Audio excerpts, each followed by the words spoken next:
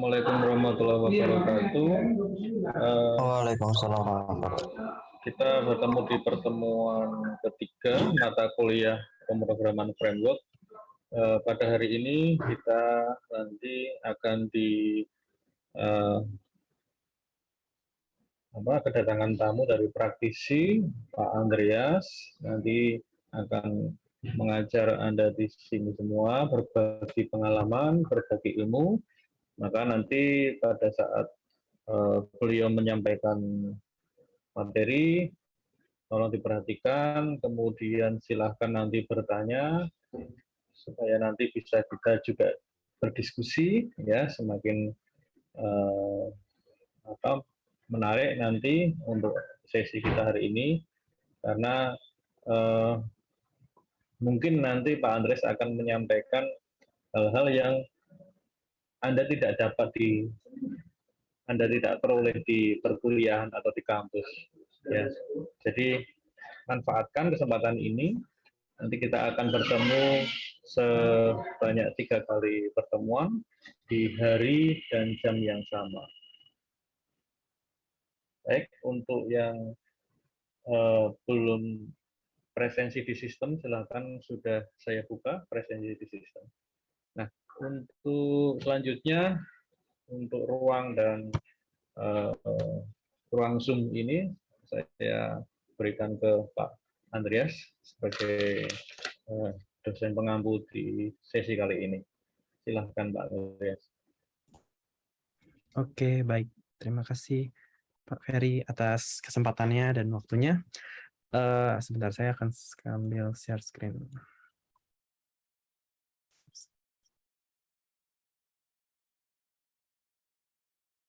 Oke.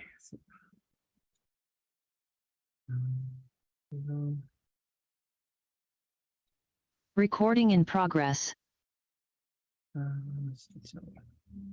Oke, selamat sore semua teman-teman dari Universitas Semarang. Perkenalkan, sebelumnya mungkin sudah diperkenalkan sama Ferry. Saya perkenalkan sekali lagi. Nama saya Andas Putra Wijaya. Saya di sini sebagai salah satu kolaborator ya dalam program praktisi mengajar. Ingin men-share beberapa pengalaman dan juga insight-insight yang didapetin dari dunia kerja ke teman-teman semua di Universitas Semarang. Sedikit perkenalan dari background saya. Saya ini dari edukasi, dulu lulusan sarjana sistem informasi di Universitas Pelita Harapan tahun 2015, lulus 2019. Terus saya melanjutkan ke jenjang master degree di bidang information technology di Universitas Pradita dari 2020 hingga 2022. Untuk background pekerjaan profesional, saya sebelumnya bekerja sebagai IT spesialis di suatu perusahaan multi finance, dan juga sekarang saya berkesempatan untuk bekerja sebagai software test engineer di video.com. Selain bekerja full time juga, saya ada sebagai freelance juga sebagai website developer untuk beberapa project-project kecil atau dari perusahaan-perusahaan yang ingin meng-hire membuat website.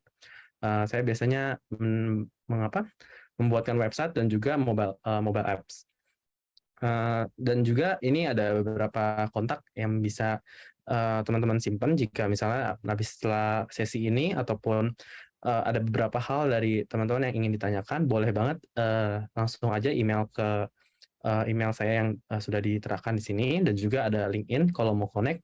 Saya cukup aktif, dan jika ingin bertanya-tanya atau konsultasi seputar dunia pekerjaan ataupun kuliah, itu bisa banget. Tinggal mention aja kalau kalian sebelumnya dari Universitas Semarang.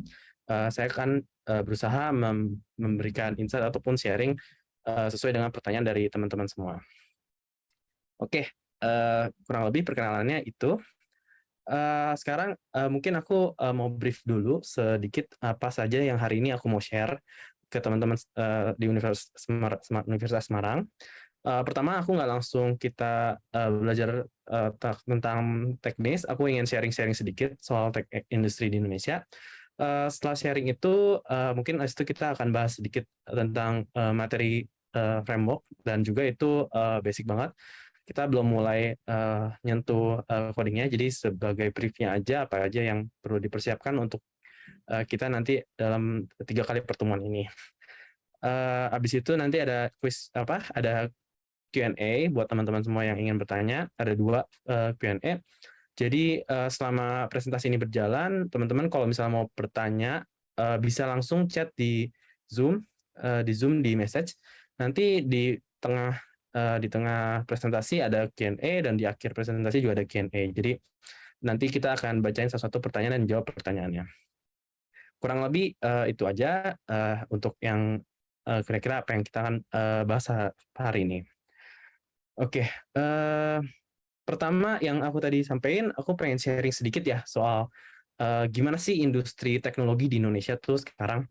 Kalau teman-teman tahu, kita tuh Indonesia tuh memang sangat berkembang pesat ya, di mana perusahaan-perusahaan teknologi itu banyak banget di Indonesia yang sudah sampai menjadi unicorn, yaitu yang valuasinya lebih dari 10 triliun ya. Jadi itu udah banyak banget dan juga kita tuh dapat bonus demografi populasi Indonesia di mana semuanya tuh udah hampir terpenetrasi, udah banyak banget populasi yang terpenetrasi dengan mobile internet dan juga teknologi ya. Jadi ini yang membuat kenapa sih perusahaan di Indonesia tuh banyak banget yang berkembang dan juga menghasilkan produk-produk teknologi yang sangat inovatif gitu dibanding mungkin di negara-negara lain yang demografinya sebagus Indonesia gitu ya. Jadi seperti yang kalian tahu ada Gojek, ada e-commerce gitu ya, semacam Tokopedia dan lain-lain.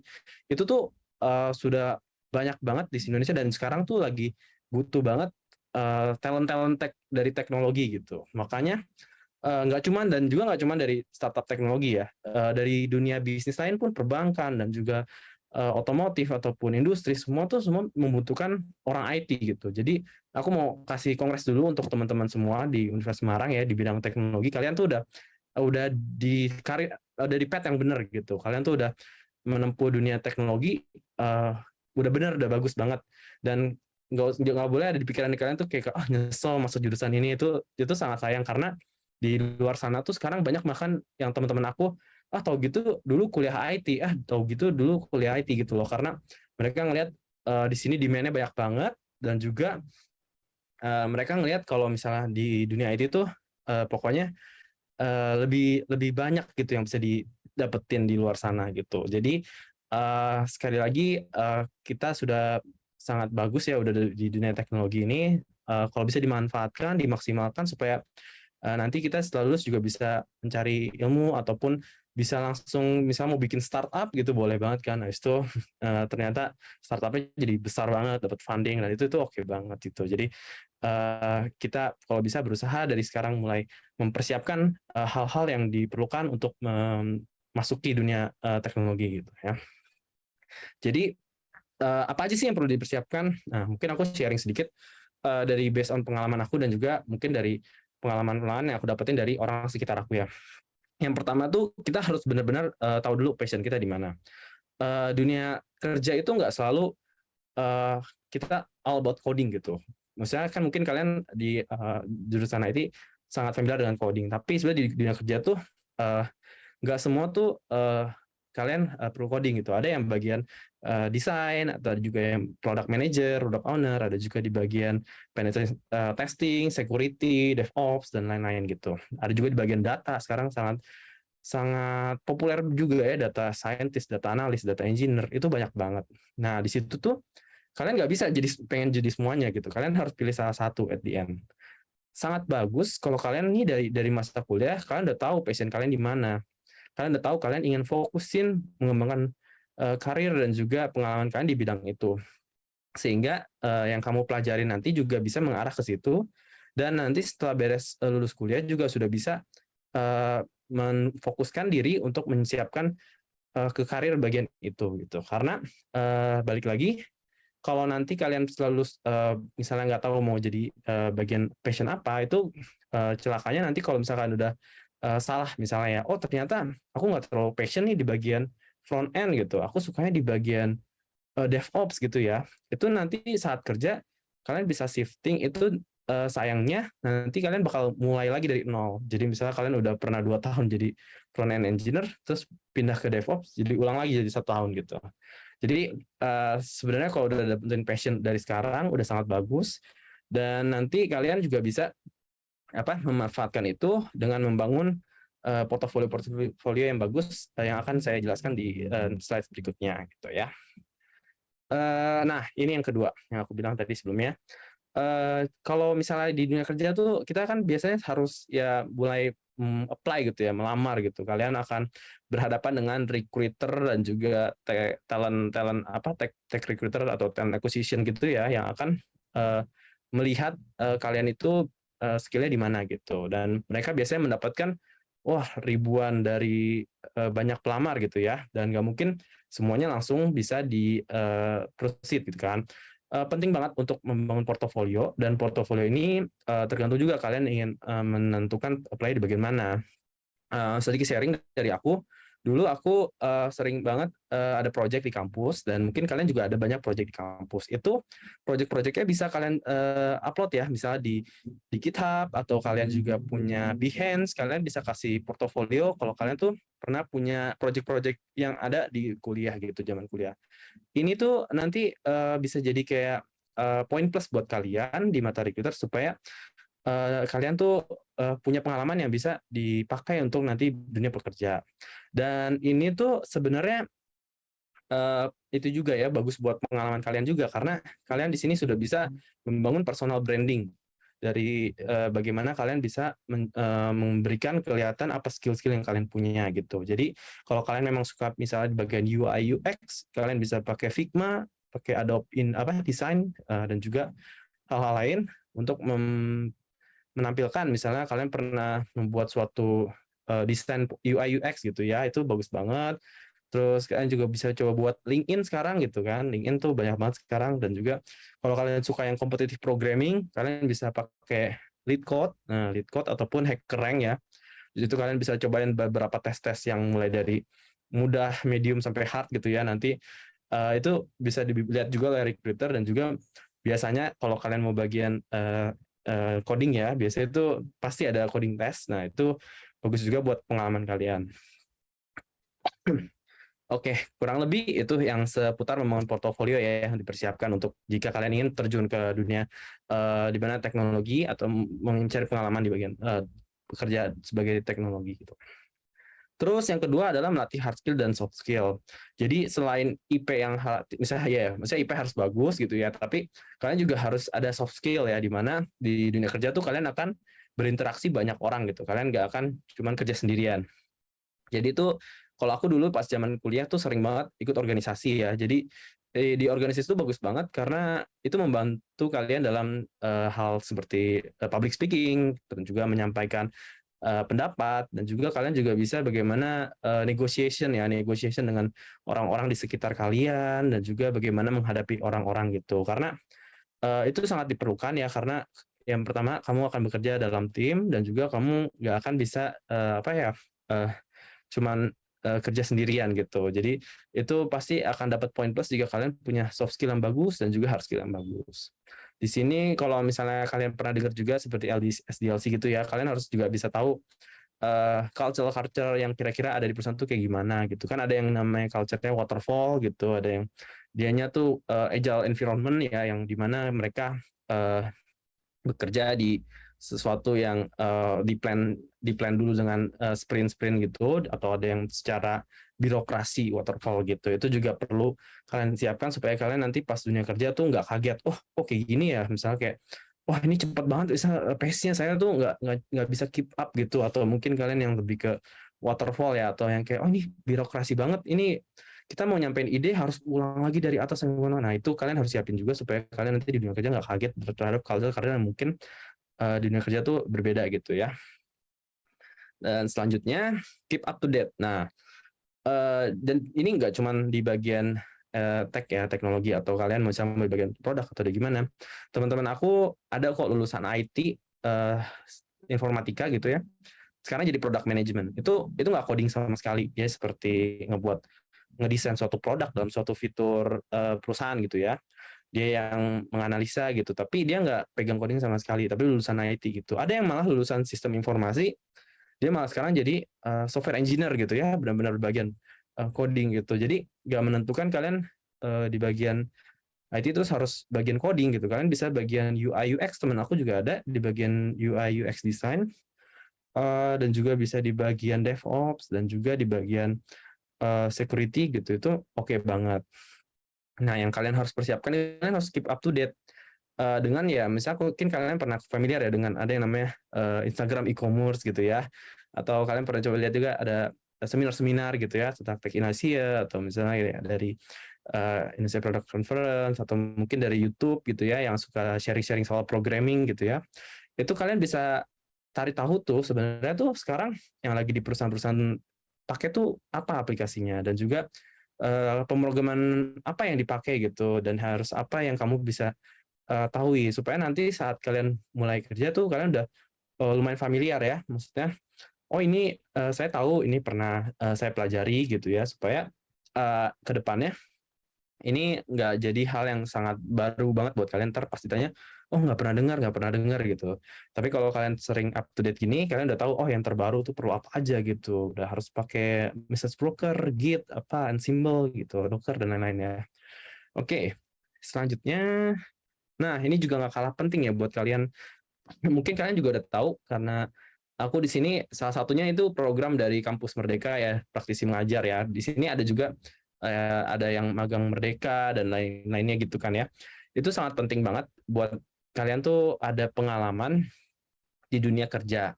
Jadi jujur dulu pas zaman aku nggak ada program-program dari Kemendikbud yang kayak gini gitu. Jadi dulu tuh kayak ya nggak ada, mau intern cari intern sendiri, terus juga intern sambil kuliah gitu. Nggak ada yang kayak sekarang difasilitasin ya, dimana kalian udah ada banyak banget perusahaan yang mau nampung gitu buat kalian coba kerja, dan juga digaji dengan apa ya, gaji intern, dan nggak kayak biasanya dulu nggak digaji gitu ya. Jadi itu enak banget sekarang kalau bisa kalian maksimalkan, dan juga ambil kesempatan ini ya, karena biasanya tuh orang-orang yang sekarang tuh ngerasa oh enak ya, dulu saya kuliah nggak pernah kayak gitu gitu. Sekarang kalian udah ada fasilitas-fasilitas yang sangat baik, manfaatkan karena ini nanti pasti berguna gitu. Karena jujur di kantor aku sekarang ada loh yang kayak dia awalnya dari magang Merdeka ini, terus dia akhirnya jadi permanent employee ya, jadi karyawan tetap, karena pas lagi magang Merdeka ini bagus banget gitu. Jadi kita memang lagi kurang orang, jadi kita angkat langsung jadi pegawai tetap gitu. Jadi ini bagus banget, dan juga kalian juga misalnya memang pengen lamar di kerja lain, kalian udah bisa kasih tahu juga kalau kalian pernah ikutin Kampus Merdeka, dan juga udah tahu gitu pengalaman-pengalaman yang didapetin dari perusahaan itu bagaimana. Dan juga ya ada internship ya, nggak harus cuma magang Merdeka, internship sendiri juga bisa. Terus ada juga sekarang yes, beasiswa ya dari sekolah, dari Kominfo. Kalau misalkan ingin, oh ya minta apa? Karena kan banyak ya online course seperti di bimbing, seperti apa ya namanya, di coding gitu ya, kan itu bayar biasanya, tapi bisa tuh dapat beasiswa dari Kominfo dan itu gratis. Dan juga ada juga yang dari Google nih, Bangkit ya, Bangkit Academy dari Google dan Goto dan Traveloka. Ini bagus banget karena bisa membuat lulusannya juga lumayan dapat pengalaman ya, karena seperti belajar kayak bikin startup gitu di situ. Jadi itu bagus banget, dan mentor-mentornya bagus-bagus semua. Terus ada juga yang bootcamp program ya sekarang juga tuh, itu bagus karena biasanya dibantu disalurin kerja juga setelah kalian beres dipajarin gitu. Ini juga biasanya diajari oleh praktisi-praktisi yang memang sudah mempunyai pengalaman kerja di dunia industri. Nah, paling itu aja sih yang bisa mungkin kalian catat, atau mungkin kalian iniin bagaimana supaya bisa ya memulai ya, bagaimana nanti setelah lulus apa sih yang harus dipersiapkan. Itu aja dari aku. Nah, mungkin sampai sini sebelum kita lanjut ada Q&A dulu. Ada yang ingin bertanya? Coba aku lihat dulu di Silahkan bertanya, bisa melalui open mic atau kolom chat ya. ya. Untuk informasi tadi belum saya sampaikan Pak Andreas, saya lupa, untuk Oh ya, mahasiswa, untuk sesi kita ini nanti akan ada 2 kali presensi. yaitu yang pertama melalui sistem, yang kedua nanti melalui Zoom ini ya di akhir perkuliahan. Terima kasih. Silahkan bertanya. Oke, baik. Ya, kalau misalnya memang belum ada, mungkin kita lanjut aja dari Ntar mungkin sambil jalan dulu. Habis ini kalau masih ada yang mau nanya seputar itu boleh. Dan juga nanti setelah ini kan kita akan bahas langsung ke materi. Nanti kalau mau tanya materi juga langsung boleh.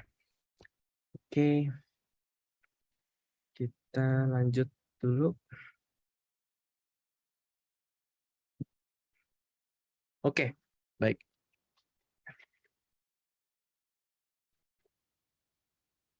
Ini maaf, saya sering batuk atau minum, soalnya emang lagi batuk dari kemarin ya. Oke, jadi oke. Sekarang aku mau coba ngejelasin soal framework ya. Jadi di sini tuh mungkin kalian juga udah lumayan familiar dengan framework. Framework ini nggak harus dari pemrograman ya, di mana-mana tuh seperti sebagai teknik industri ataupun di bidang-bidang lain ya, teknik sipil dan lain-lain itu banyak menggunakan framework untuk mereka mengukur sesuatu dan apa itu. Jadi kayak kalau di luar tuh framework tuh sebagai kerangka ya, kerangka yang sudah dibuat dan juga sudah ditetapkan gitu supaya kita dalam melakukan sesuatu tuh sudah ada template-nya gitu, seperti sudah ada kerangkanya gitu. Jadi udah tahu apa aja yang mau dibuat dan sudah tidak perlu mulai dari nol lagi. Sama seperti pemrograman, di sini framework itu membantu ya kalian dalam menciptakan sesuatu, nggak cuma web, bisa ada mobile apps atau application atau integration dan lain-lain itu sudah ada semua namanya framework. Biasanya framework itu dibuat oleh seseorang ya, yang misalnya atau perusahaan gitu, yang dia awalnya membuat program, habis itu ya programnya dia mau buat lagi banyak gitu, jadi mereka berasa daripada mereka berulang-ulang kali membuat program dari nol, oke, mereka akhirnya buat suatu framework yang mungkin nanti akhirnya bisa mereka pakai berkali-kali selanjutnya gitu. Dan ada beberapa yang setelah itu frameworknya dijadiin open source supaya bisa dipakai oleh semua orang gitu. Jadi awalnya itu adalah seperti ya misalnya kalau ada framework Java itu awalnya ya dari bahasa pemrograman Java gitu, dan juga misalnya kalau ada framework PHP itu awalnya pemrograman PHP dibuat sebagus mungkin supaya nanti setiap orang membuat website application gitu nggak harus dari nol, dan juga udah dijamin ya keamanannya, fitur-fiturnya dan lainnya udah tinggal dilakukan pengembangan gitu tanpa harus memfokuskan hal-hal yang harus dimulai dari awal kerangkanya seperti apa gitu. Nah, dan setelah itu jadi terstruktur lebih rapi dan juga pengembangannya lebih cepat. Terus fungsi dari framework-nya sendiri, fungsi utamanya yang tadi sudah dijelaskan, ya ini mempermudahkan ya untuk kita semua yang ingin membuat web ataupun aplikasi lain, karena kita nggak harus mulai dari nol lagi. Kita udah bisa membuat kode programnya lebih terstruktur, terus udah security-nya udah intinya juga udah disiapkan juga, terus lebih cepat juga karena kita nggak harus bikin dari nol. Terus untuk maintenance dan juga untuk cek-cek lainnya itu lebih mudah karena udah disiapkan gitu ya oleh framework-nya sendiri. Nah, terus framework tuh apa aja sih kalau ya banyak banget. Kalau misalnya contohnya di PHP tuh ada contohnya Laravel yang paling terkenal ya, CodeIgniter, Yeast, Symfony, dan Cake PHP. Kalau Java tuh ada Spring ya, Spring Boot, Java Spring Boot, dan Maven, dan lain-lainnya. Terus kalau JavaScript ada React.js, ini dia untuk dari Facebook ya, dia membuat supaya bisa JavaScript dipakai di multi platform, dan juga ada Vue.js untuk front end dan AngularJS juga untuk back end, dan Node.js juga untuk back end. Dan juga ada framework CSS untuk tampilan, contohnya ada Bootstrap yang paling terkenal banget. Kalian pasti sering pakai nih Bootstrap ya harusnya dalam membuat website. Bootstrap ini kalian tahu sendiri, jadi kayak lebih gampang, kalian udah tahu buat buat tampilan lebih rapih tuh udah langsung, nggak usah kalian buat stylenya dari awal gitu, udah bisa langsung pakai kelas dari yang disediakan oleh dari Bootstrap. Itu contoh dari framework CSS.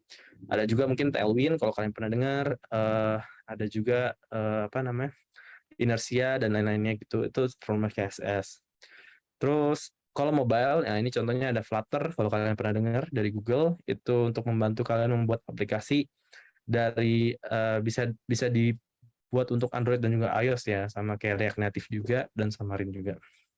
Ini semua contoh-contoh framework ya, tapi bukan bahasa pemrograman. Jadi kayak bukan bahasa pemrogramannya React gitu, tapi pemrograman itu JS, frameworknya React gitu. Sama seperti Laravel tuh bukan bahasa pemrograman, dia tuh frameworknya PHP gitu.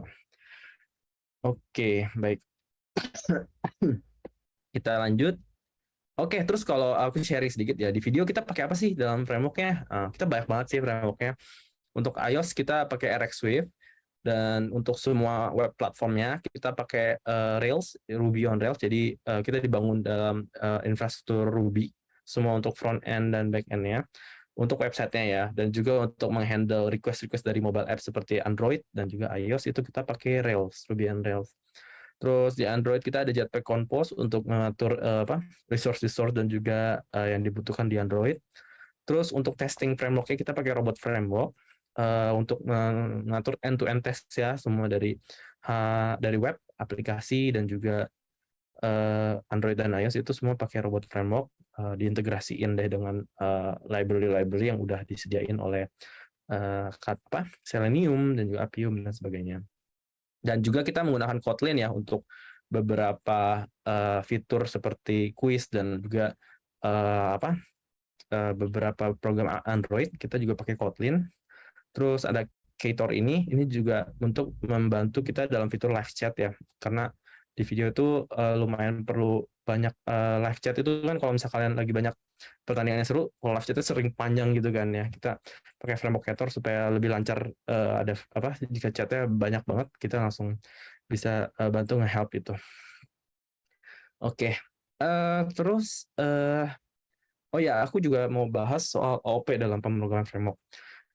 Di sini OOP pasti kalian udah pernah familiar juga ya. Di sini aku mau kasih tahu karena OOP itu sebetulnya sangat kepake sampai kalian dunia kerja tuh kepake banget. Jadi biasanya tuh kalau kalian interview, kalau kalian bagian code programmer ya, itu pasti kalian ditanya soal OOP dulu sebelum akhirnya prinsipal-prinsipal yang lain. Maksudnya yang seperti yang paling basicnya dulu OOP-nya gitu. Jadi di sini tuh aku mau jelasin banget sedikit aja lah tentang OOP ya, supaya kalian juga ntar pas lagi kita materi selanjutnya masih agak familiar juga dan bisa nge-relate apa sih yang dimanfaatkan dari OOP dalam pemrograman framework.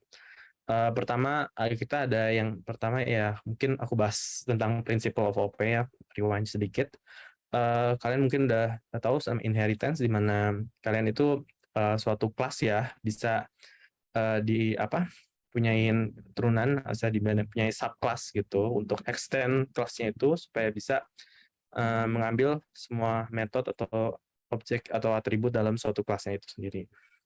Encapsulation seperti private public ya, itu biasanya untuk kalian membatasi akses, di mana yang metode ini bisa diakses oleh kelas ini sendiri atau cuma bisa diakses oleh subclass-nya. Nah, itu semua di bagian encapsulation.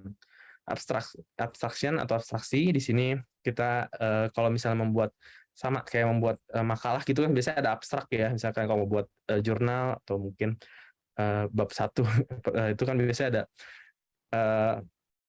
abstrak ya, abstrak seperti namanya juga, ini kayak merepresentasikan seluruh isinya tuh apa gitu. Sama seperti dalam OP juga abstrak kelas itu isinya cuma brief doang, isinya metode yang mungkin fungsinya cuma ngejelasin ini tuh bakal ngebalikin apa gitu. Namun nanti subclass-nya lah yang akan mengakomodir semua fitur-fitur metode yang sudah ada di abstrak kelasnya itu sendiri.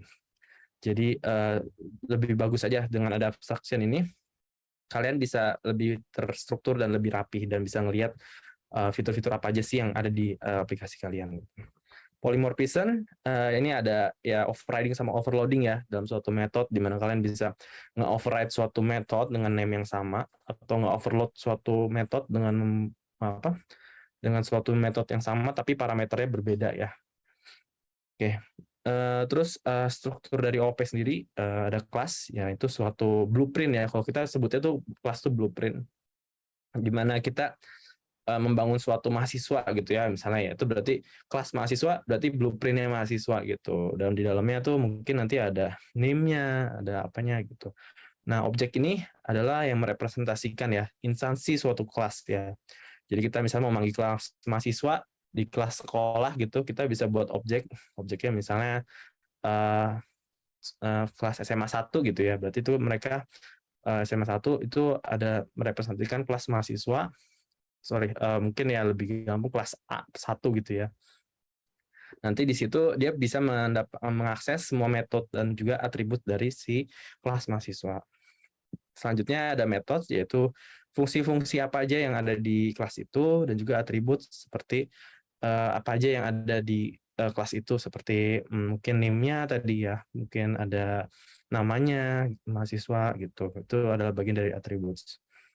Kurang lebih itu aja singkat soal OOP dalam pemrograman framework. Itu juga bakal kepake nanti yang akan kita jelaskan di selanjutnya ya, karena aku belum jelasin juga, kita nanti bakal ngebahas framework apa ya. Yang aku akan jelasin nanti itu framework-nya terkait website PHP dan juga Laravel ya. Itu nama framework itu Laravel. Itu adalah suatu pemrograman untuk framework untuk PHP. Sebenarnya PHP ini tuh masih banyak banget yang gunakan, dan juga ini paling apa ya?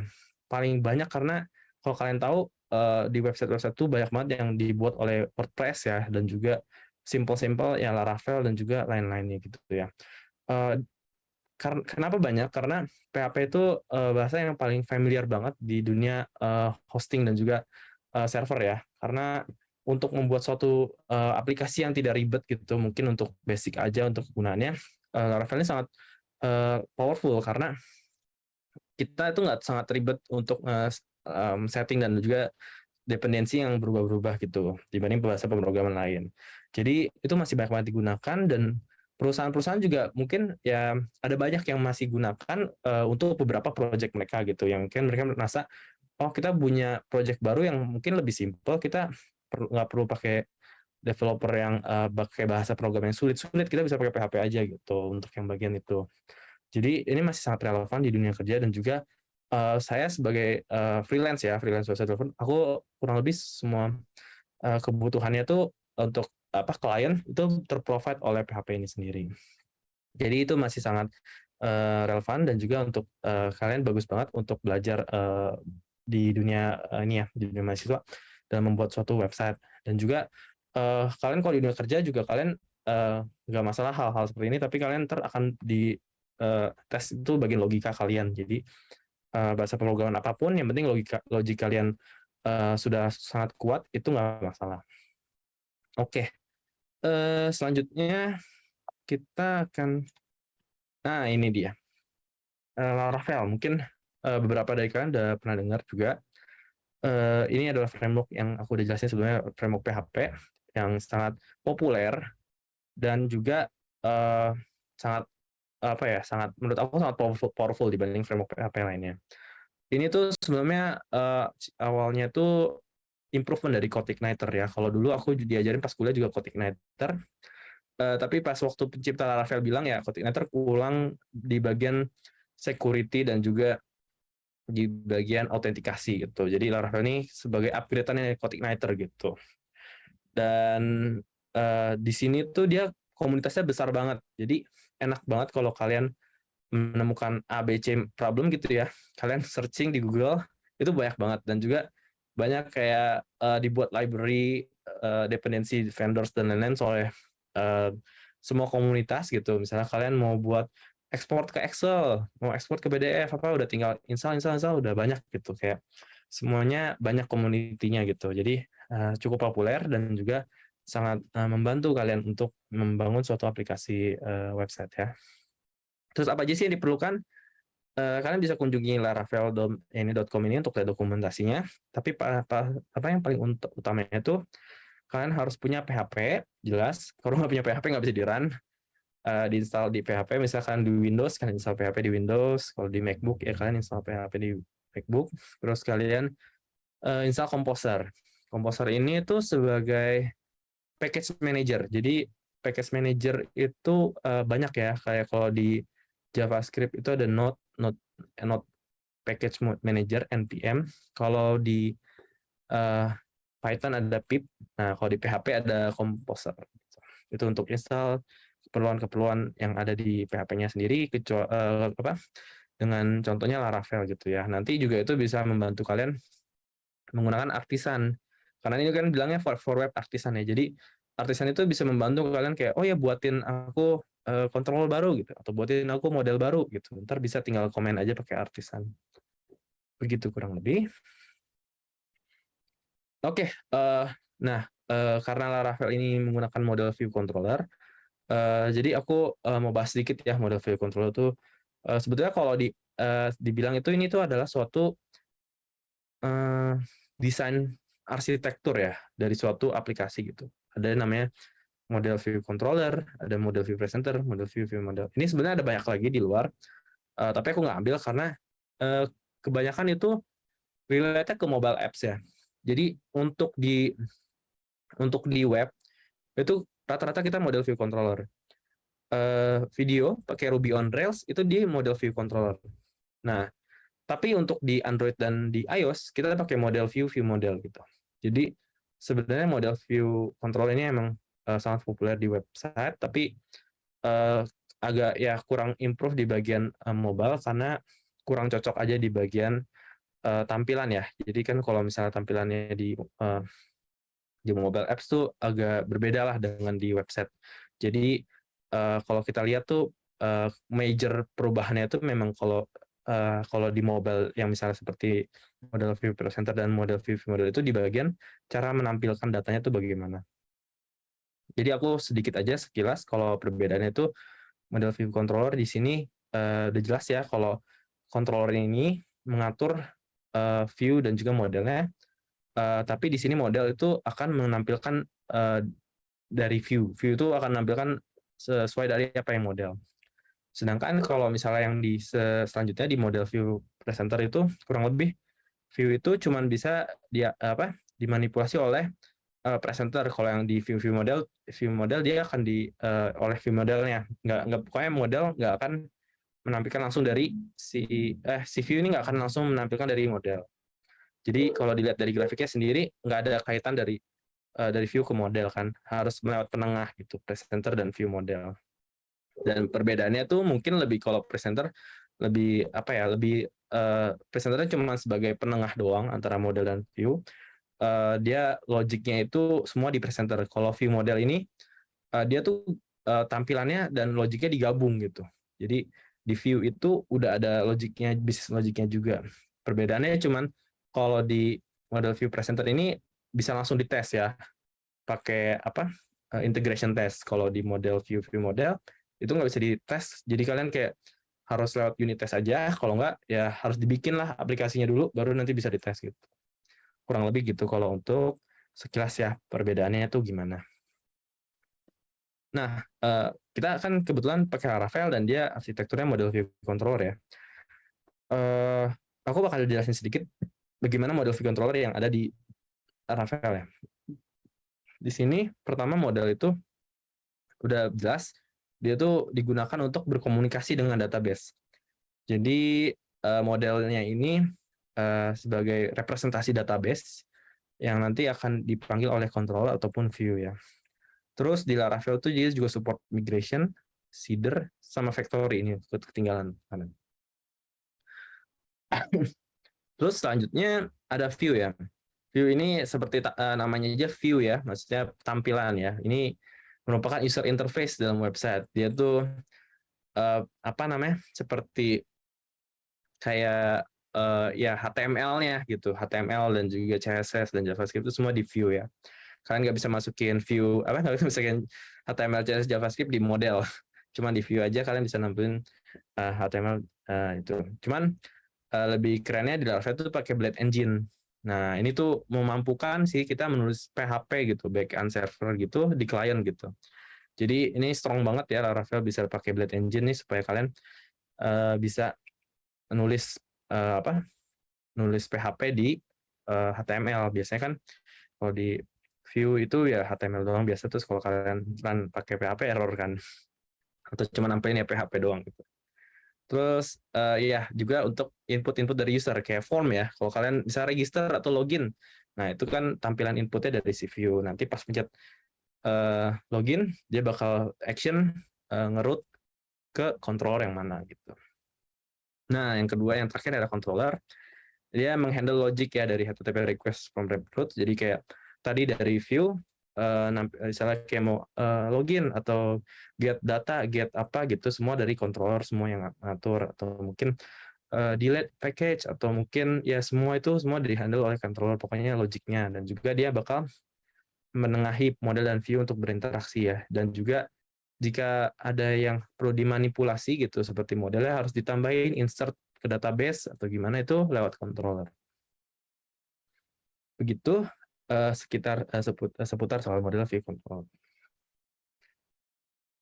Oh ya, sekarang keunggulan framework Laravel tuh apa sih? Yang tadi aku sudah jelasin sebelumnya juga, dia tuh open source ya, gratis, kalian bisa pakai tanpa harus bayar, license-nya nggak ada. Maksudnya kalian nggak harus punya license atau apapun gitu, bisa dipakai siapapun. Komunitasnya juga besar, jadi yang aku bilang banyak banget library yang bisa kalian pakai, dependensi yang bisa kalian pakai, tinggal plug and play langsung bisa dipakai. Terus sudah disediakan authentication.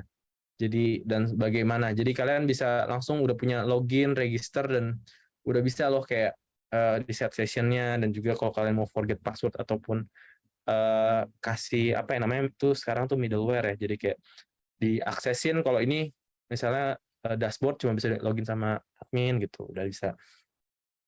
Terus ya lebih aman karena udah di built-in, ada dari apa ya, udah ada pengaturan untuk kalian terhindar dari SQL injection, cross-site request forgery, terus ada cross-site scripting gitu. Ada, mereka udah disediain CSRV-nya gitu, tokennya. Terus MVC arsitektur udah MVC, udah modern lah ya setidaknya. Ada model view control. Terus banyak support many front-end framework ya. Jadi ada Vue, Tailwind, Livewire, Bootstrap, React, Inertia, dan sebagainya. Itu bisa dipakai untuk front-end-nya si Laravel nih sebagai komponen framework-nya ya. Jadi kalian bisa taruh Vue, Tailwind, Livewire, Bootstrap ini di Vue-nya gitu. Bisa tinggal di-install, langsung pakai gitu. Oke, ya yang sebelumnya mungkin aku udah jelasin ya, Laravel ini kan PHP ya, udah jelas ini pasti back-end ya. Dan front end-nya ya itu semua sini. Tapi kalian nggak bisa pakai campur Laravel dengan back-end framework lainnya gitu. Itu harus kalian beda aplikasi jadi. Oke. Terus mungkin aku bahas sedikit ya tentang struktur dari Laravel tuh gimana sih. Ntar kalau kita mungkin minggu depan kita akan langsung hands-on ya, gimana kita buat suatu aplikasi dari Laravel. Dari yang sekarang kita paling cuman introduction dulu. Apa aja sih file, folder, ataupun yang nanti saat kalian install Laravel tuh udah ada gitu. Dari Laravel ini sebetulnya cukup banyak itunya, foldernya, tapi nggak semuanya kalian harus perhatikan atau ubah-ubah gitu. Aku akan coba urutin yang benar-benar step one ya. Kalau misalnya kalian langkah pertamanya tuh apa? Misalnya kalau lagi baru install gitu ya. Yang pertama tuh kalian nanti bakal kelihatan banyak folder gitu. Kalau saya lihat ini ada banyak ya. Nah, yang kalian lihat tuh langsung yang ke folder file environment ini. File environment ini kurang lebih ngasih tahu seperti ya aplikasi kamu namanya apa, terus mau pakai database apa. Jadi Laravel support SQL banyak ya, nggak cuma MySQL, ada PostgreSQL juga bisa. Terus kalian tinggal kasih aja portnya berapa, dan juga mau connect ke database apa, terus misalnya ada username-nya apa, root, password-nya apa gitu ya. Terus kalau kalian mau pakai database cache, itu ada Redis juga, disediain Redis. Bisa kalian juga langsung masukin host Redis-nya berapa, password-nya, portnya berapa. Terus juga ada SMTP juga, kalau kalian misalnya mau buat misalnya email ya, kirim email, misalnya kirim reset password atau habis register kan pasti email kodenya ini masukin gitu. Nah itu di Laravel udah disediain juga, tinggal masukin aja server SMTP-nya di mana, portnya, username, passwordnya, dan juga mau pakai enkripsi TLS atau enggak, itu bisa dipilih di sini. Nah kalau udah setting-setting ini, kalian save, udah beres, baru kita mulai lanjut ke tempat-tempat lainnya. Oke.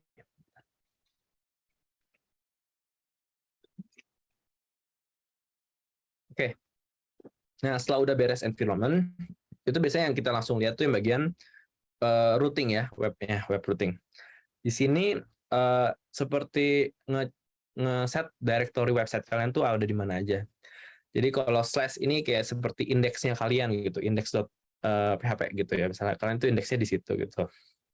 Nah, di sini nanti misalnya kalian kalau mau punya slash home gitu, slash user, slash apa, nah itu di sini nanti dikasih tahu kalau misalnya user ketik slash itu di web browser, itu bakal nampilin view yang mana gitu, kurang lebih gitu.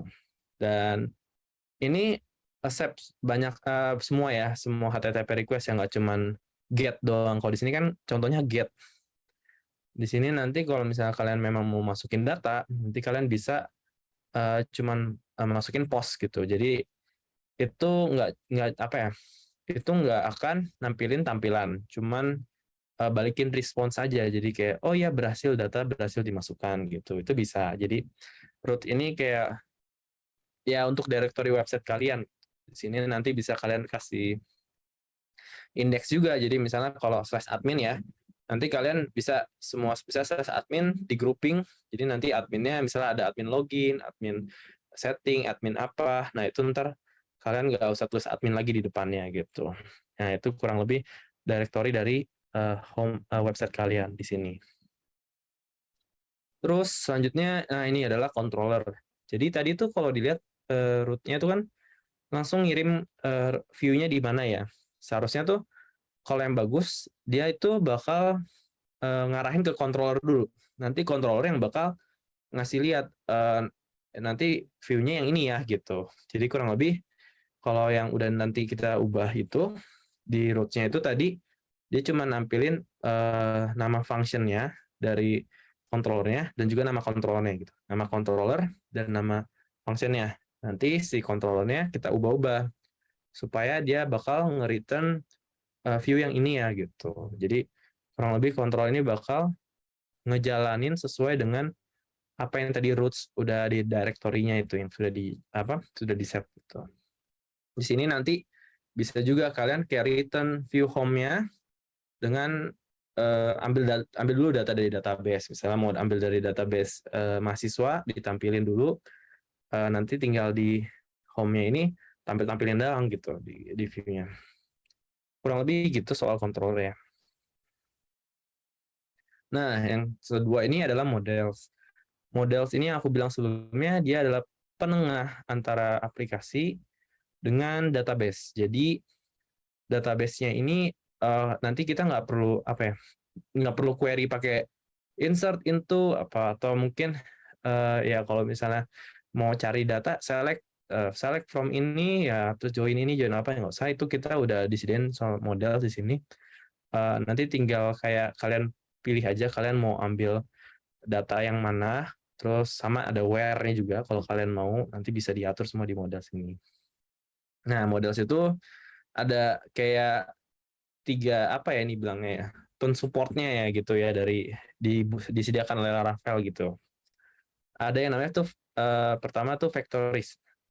Vectoris ini biasanya dipakai untuk masukin dummy data ke model sekalian. Jadi misalnya kalian punya database mahasiswa punya 10 field ya, misalnya ada NIM, nama, jenis kelamin, umur apa-apa. Kita bisa nih pakai Vectoris nih masukin 1.000 data, 100.000 data atau gimana ke table si mahasiswa tadi gitu ke model. Jadi ini digunainnya untuk biasanya performance testing atau kalian ingin coba ya ngecek aja dengan ada data. Kalau datanya kosong kan kalian nggak bisa cek gitu ya. Jadi Vectoris ini buat nyimpen data apa aja yang secara random ke dalam database. Nah, migration ini sebagai backup buat database kalian dan juga berguna untuk rollback ya, misalnya ternyata ada error kita harus rollback gitu database-nya itu migration ya, dan dia tuh biasanya bisa kalian tambah-tambahin juga, misalnya ada mau tambah field baru nanti migration tambahin field baru ke database, jadi kalian nggak perlu kalau misalnya kalian pakai PHP MyAdmin ya atau MySQL Server, misalnya kalian mau tambah field baru, misalnya mau tambah field mahasiswa tadi mau tambahin tanggal lahir ya, kalian bisa pakai migration ini supaya kalian nggak usah ngedit lagi di PHP MyAdmin-nya atau di MySQL server-nya, langsung pakai migration up gitu. Ada di command PHP artisan. Jadi kalian ntar di database-nya udah ada tabel ini ditambahin field ini, atau mungkin tambahin tabel baru, itu bisa pakai migration.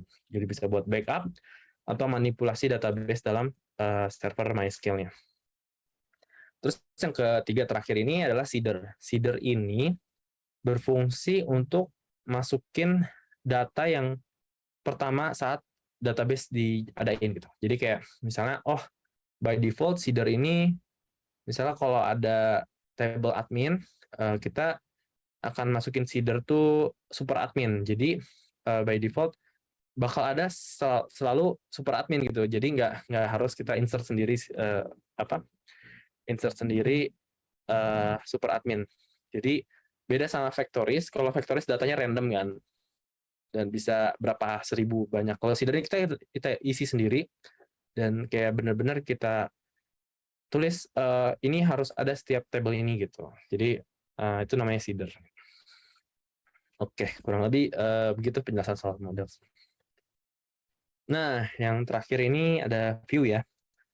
View ini yang aku tadi udah coba jelasin, dia itu semacam ya HTML, dan juga kalian mau buat CSS atau JavaScript itu semua di view ini.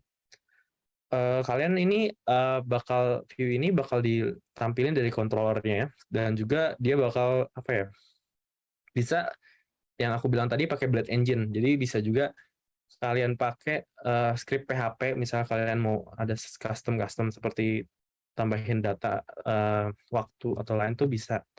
Karena sebenarnya walaupun ini HTML, tapi kalau dilihat dari file extension-nya itu di belakang dia tuh .php gitu.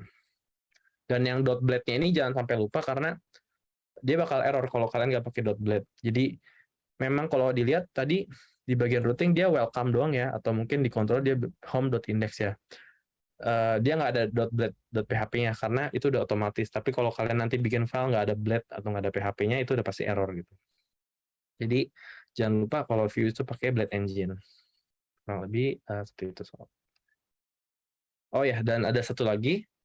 Ini ada public dan resources. Nah, ini tempat public itu tempat kalian untuk nyimpan data kalian, data dalam website kalian. Kalau public itu user dari klien bisa ambil, bisa lihat. Kalau resources itu khusus dari server kalian, biasanya dari public itu nggak bisa akses. Jadi perbedaannya itu doang. Jadi misalnya kalian kalau misalnya mau naro kayak image brosur dan lain-lain, bisa simpan di public. Jadi misalnya dari klien, dari kita kita mau upload image gitu ya. Terus ya image-nya nggak harus private gitu. Itu bisa ditaruh di folder public gitu. Nanti di controller kita save image-nya ke public gitu. Terus kalau misalnya ternyata ini resource-nya nggak boleh diakses orang luar, ya masukin ke bagian resources gitu sih kurang lebih. Baik. Oke, udah semua sih dari perkenalan so far terkait Paravel. Nah, kira-kira ada yang mau nanya? Ada yang mau nanya? Oh, masih belum ada. Oh, ada nih. Ada.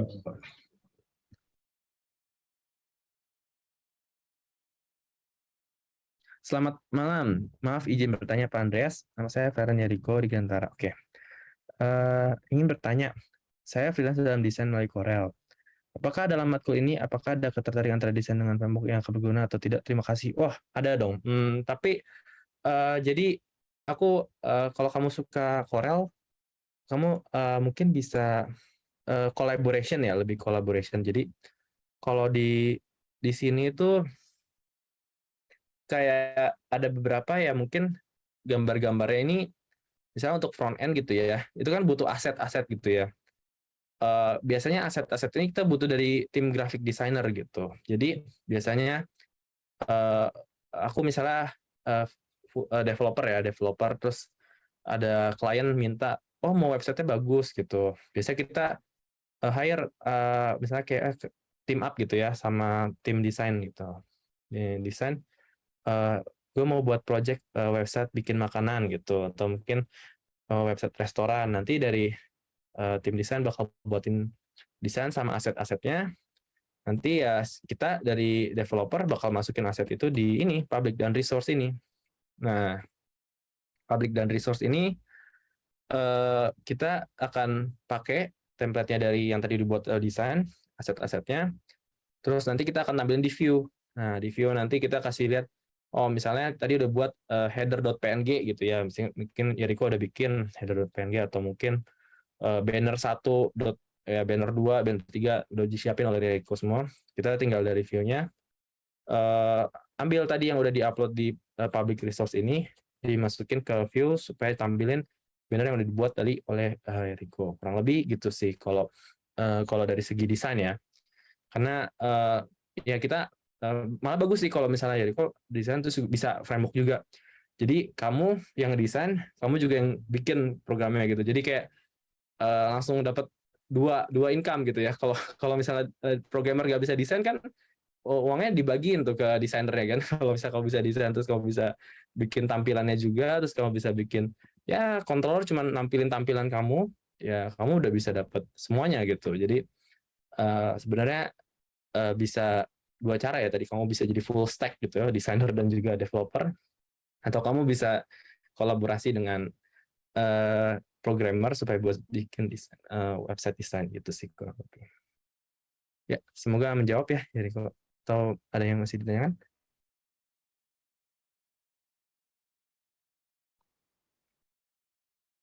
Oke, sip. Ada lagi yang ingin ditanyakan?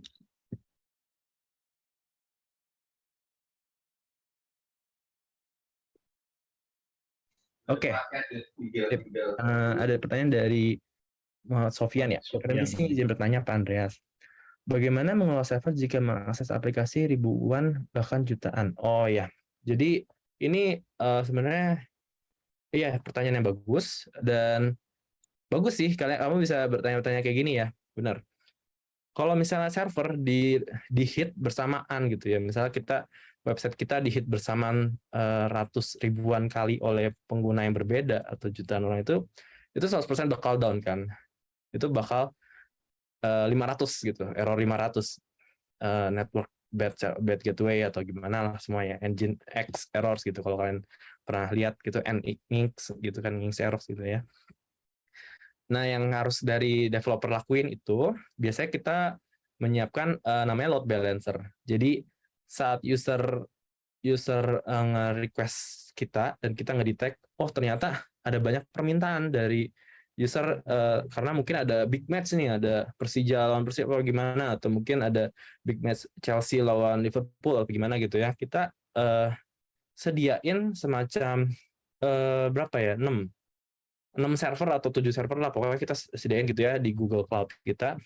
Dan dari sini si load balancer ini tadi ngebantuin ya. Jadi saya tadi udah ada yang sini yang satu udah instance-nya di server Singapura udah hampir penuh nih. Kalau di hit lagi bisa over capacity ya. Si load balancer ngasih ke yang server kedua gitu. Jadi di sini bergunanya load balancer itu supaya jika satu ada yang down, yang lain dia akan diarahkan ke server yang lain gitu. Jadi untuk caranya biasa kita pakai load balancer itu sendiri sih. Dan kita menyediakan banyak server ya, kalau dibilangnya itu banyak server cloud. Kalau dalam istilah itu instance cloud ya. Jadi itu disiapkan supaya saat satu down bisa diarahkan ke yang lain dengan aplikasi yang sama. Jadi kita let's say punya satu aplikasi tapi running di 10 server gitu. Kita running di 10 server. Dan canggihnya tuh kita bisa pakai namanya tuh Kubernetes dan juga Docker ya kalau misalkan pernah dengar. Itu kita bisa juga bantu supaya kan misalnya lagi nggak dipakai gitu ya itu jangan di up dulu gitu. Kita bisa atur supaya dari segi itunya biayanya kita nggak terlalu besar gitu. Memang kalau misalnya lagi ada big match atau apa, dia bakal auto scaling. Ntar kalau misalnya dia udah nggak ini ya scalingnya down gitu sih kurang lebih. Ya, semoga menjawab ya. Atau ada yang ditanya lagi? Ya, yang mau ditanya nggak harus seputar framework ya. Kalau misalnya ada yang mau tanya saya tadi juga boleh ya, untuk misalnya terus seputar tadi freelance ya dari Eriko, atau mau coba tahu kalau di dunia kerja tuh gimana juga boleh, atau yang tadi Google itu boleh.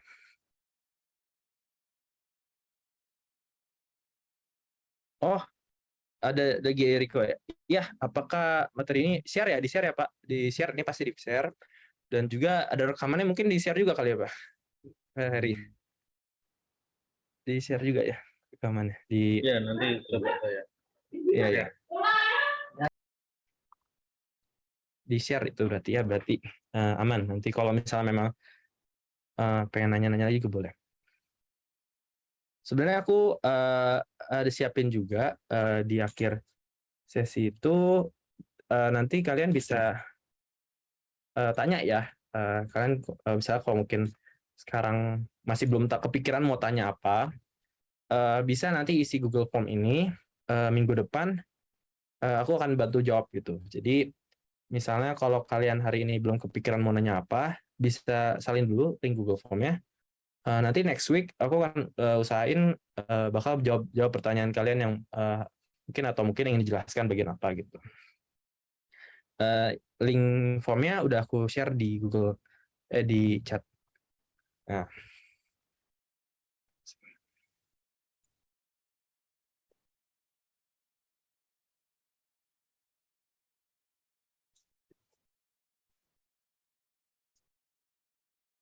ada lagi yang ingin bertanya terkait?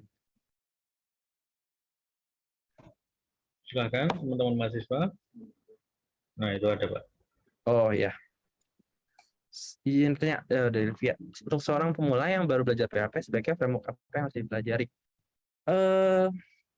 Menurut aku ya, aku sebenarnya framework yang aku pelajari itu berdua ya, CodeIgniter sama Laravel. Dan aku ngerasa dari segi kesulitannya tuh sama aja gitu. Jadi semua punya challenge sendiri. Cuman emang apa ya? Kalau aku lebih suka terjun ke sesuatu yang lebih banyak gitu, lebih populer. Karena satu tuh googlingnya gampang. Jadi kalau misalnya kalian punya isu, punya apa gitu, udah banyak gitu yang di jawabannya di internet gitu. Jadi kalau aku sih rekomen kalau misalnya memang ingin mulai, bisa coba Laravel langsung tanpa harus mengalami kesulitan, karena udah sangat jelas dokumentasinya dan juga dipermudah semuanya gitu. Kamu juga bisa cek di apa ya, di website Indonesia tuh banyak banget yang kayak tutorial ya, kayak misalnya ada di Males Ngoding atau mana gitu, tutorial cara bikin Laravel, tutorial bikin ini, dan juga kalian bisa ikutin step by step dari mereka gitu, udah bisa jadi bikin aplikasi. Terus misalnya ternyata ada kalian mau, ini bagaimana cara setting session apa di googling, udah ada gitu. Jadi kayak lebih enak cara apa ya untuk nyari-nyari taunya gitu. Kadang-kadang kalau misalnya yang framework yang mungkin jarang dipakai, kamu nyari A, nyari B gitu, suka nggak ada jawabannya gitu, karena mungkin jarang ada yang pakai, jarang ada yang nanya juga gitu. Ada yang nanya mungkin tahun 2018 atau mungkin udah berapa tahun yang lalu gitu kan, jadinya kamunya nggak dapat jawaban yang up to date gitu. Jadi kalau aku rekomendasi mungkin bisa coba Laravel, karena itu menurut aku banyak banget komunitas yang bisa bantuin kamu, dan juga banyak tutorial-tutorial untuk pelajar. Karena ini kamu belajar ya, bukan kayak kamunya ini udah master tentang apa gitu. Mungkin aku rekomendasiin untuk belajar Laravel. Oke, semoga menjawab ya, Livia. Ada lagi yang ingin ditanyakan? Silakan.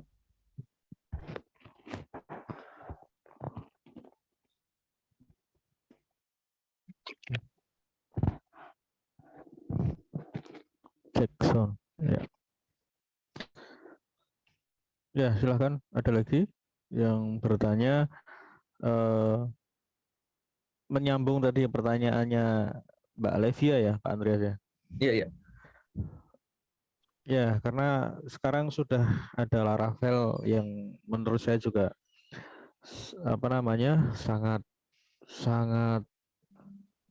sangat apa ya, lengkap dan aman, karena memang dibangun dengan dasar untuk memenuhi kekurangan yang ada di framework lainnya.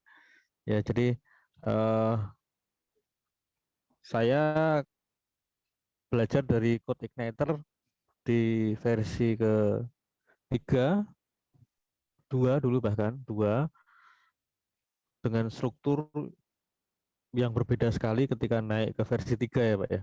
Ya. Kemudian apalagi sekarang naik ke 4, Code Igniter 4. Nah, jadi ya kalau ada yang lebih bagus, komplit, dan bahkan ringkas codingnya, saya merasakan bagaimana codingnya di Laravel itu ketika kita memanfaatkan split view. Ini ya sangat like sekali dibanding ketika kita harus menyisipkan skrip-skrip PHP dengan ya kadang kita PHP di dalamnya HTML, kita menggunakan fasilitas Echo kalau dulu saya seperti Oh itu, iya benar. atau sebaliknya, Oh, murni HTML tetapi disisipi dengan tag PHP pembuka dan tag PHP penutup, kan begitu. benar Pak, benar Pak Heri. Iya, benar. Itu Iya, paling itu keren sih. pengalaman saya juga. Kalau sekarang lah kok enak sekali ya dengan split gitu. Benar banget. Ya terus juga banyak sih yang sekarang startup juga dia pakai Laravel untuk bikinnya. Waktu itu tuh aku pernah lihat apa ya namanya ya, udah lupa. Cuman jadi Laravel tuh bagus untuk beginner, tapi buat advance juga bisa gitu. Jadi kalau kalian pelajarin sekarang, nanti kalian ternyata makin mahir, kalian bisa level up langsung dari Laravel. Contohnya kalian dari sekarang bikinnya monolitik ya. Sekarang tuh ada, aku mungkin sharing sedikit, monolitik. Nah, jadi misalnya tuh sekarang tuh kan aplikasi yang misalnya sekarang aku buat atau mungkin kita nanti buat gitu ya, itu kan bakal satu aplikasi gitu, satu Laravel ya. Nah, sekarang itu lagi hits di dunia perkembangan itu kita mengembangkan microservices di sini. Jadi di mana kayak yang aplikasi dibuat itu dari berbagai aplikasi. Nah, jadi kita bikin, let's say misalnya aku e-commerce gitu ya. Ada fitur transaksi, ada fitur search, ada fitur seller gitu ya. Itu dibangun dari 3 aplikasi yang berbeda, bukan satu aplikasi. Nah, jadi Laravel ini ada namanya Larasail. Jadi dia tuh bisa kayak membuat kalian punya banyak apa namanya? Bisa punya banyak Laravel gitulah. Jadi kayak bisa dibuat kayak kalau misalkan familiar dengan containerizing Docker gitu ya. Jadi nanti itu bisa bantu kalian membangun microservice yang tadi. Nah, kalau misalnya ditanya, kenapa sih aplikasi harus microservice? Nah, contohnya ya misalnya let's say kalau misalnya aplikasinya monolitik, misalnya tadi ada error, ternyata ada error di transaksi gitu ya. Nah, tadi yang bagian seller, di bagian search, di bagian homepage, ikutan error semua gitu. Dengan adanya microservices ini, membantu ya supaya aplikasi itu kalau satu down atau satu kenapa-napa, yang lain gitu nggak kenapa-napa. Terus juga kalian bisa lebih mudah gitu membagi tugas ya. Jadi kayak bisa kayak, oh kamu kerjain bagian seller, kamu bagian search, kamu bagian dashboard gitu. Jadi semuanya bisa dapat kerja di tempat masing-masing, dan juga saat lagi lagi ada error ataupun apa itu bisa nggak semuanya error gitu. Jadi kurang lebih itu soal microservice dan monolith. Nah, Laravel bisa digituin. Jadi kayak kalau kamu misalnya sekarang baru basic tapi nanti udah mau advance tuh bisa banget di-upgrade gitu jadinya. Jadi belajar sekarang jadi beginner tapi nanti bisa sampai advance banget gitu. Kurang lebih gitu.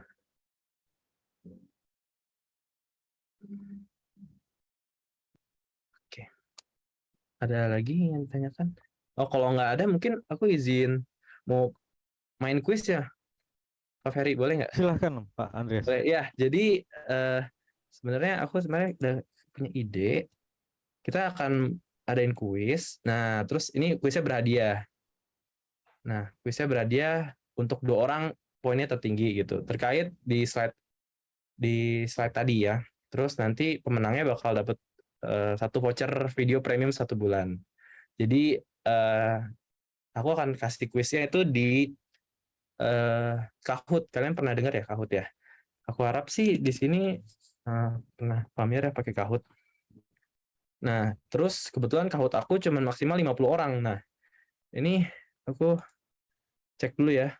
Partisipannya kayaknya nggak nyampe 50 ya. 48, Pak. Ya, harusnya aman ya Ya. kalau kita main Minus. quiz ya. Oke. Saya juga boleh ikut, Pak. Oh iya, boleh. Pak Ferry boleh. Tapi Pak Ferry nggak dapat hadiah ya. Kalau yang lainnya mahasiswa yang dapat. Iya. Oke ya, baik.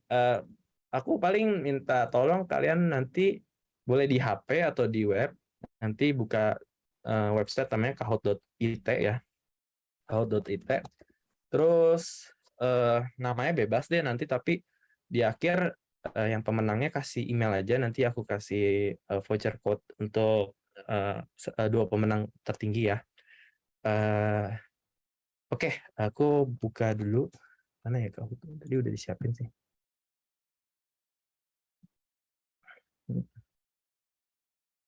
Oke, kita start deh ya. Cara mainnya sama kayak mungkin yang belum tahu, itu dia nanti ada pertanyaan terus ada 4 jawaban atau mungkin true false gitu. Kalian tinggal pilih aja yang mana yang benar. Pak harus cepat-cepat, yang lebih cepat skornya lebih banyak soalnya. Tapi kalau cepat tapi salah itu nggak dapat skor gitu. Jadi harus cepat dan tepat ya, mungkin kurang lebih gitu. Oke. Nanti pertanyaannya bakal ada di monitor saya ya. Jadi nanti lihat pertanyaannya dari monitor, yang dari HP kalian atau dari web kalian yang kalian buka kahoot.it itu bakal cuman ada pilihan buat jawab dong. Nah, kalau yang udah buka kahoot.it, nanti masukin game pinnya ini ya. Masukin game pinnya 1107894. Sip. Udah masuk ya? Udah masuk 3 orang. Nah, oke, siap.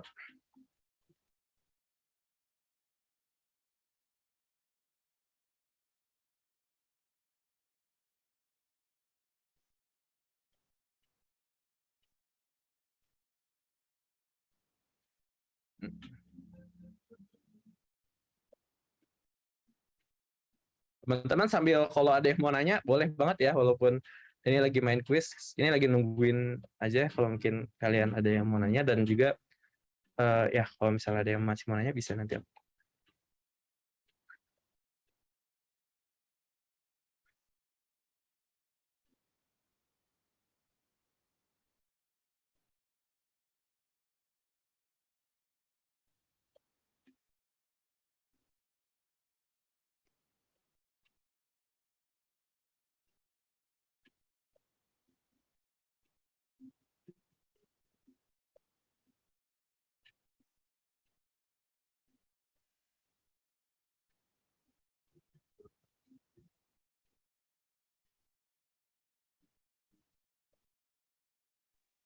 Baru 14 yang ikut Jadi quiz. baru 14 Ya. yuk. Kalau nggak aku tunggu Alamatnya di kahoot.it. kahoot.it ya. Udah Akan akses. kahoot.it aja. Nanti Pinnya langsung 110 110 7894. Oke.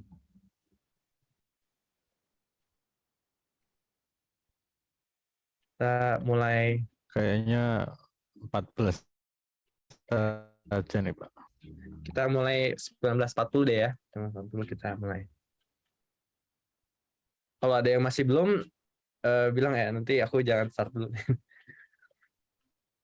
Oh nih, udah 15. Nambah. Nambah.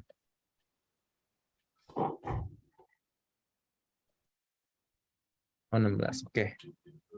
Nambah.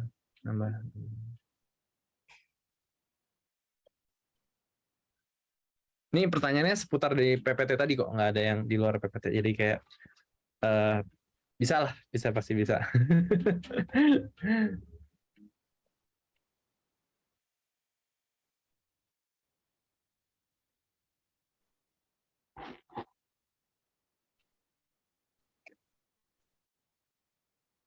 Aku hitung mundur deh ya, hitung mundur sampai apa ya? 15 detik kali ya. 15 detik. Kalau masih ada yang belum join nanti langsung bilang aja ntar aku nggak start. Oke ya. 10 detik deh.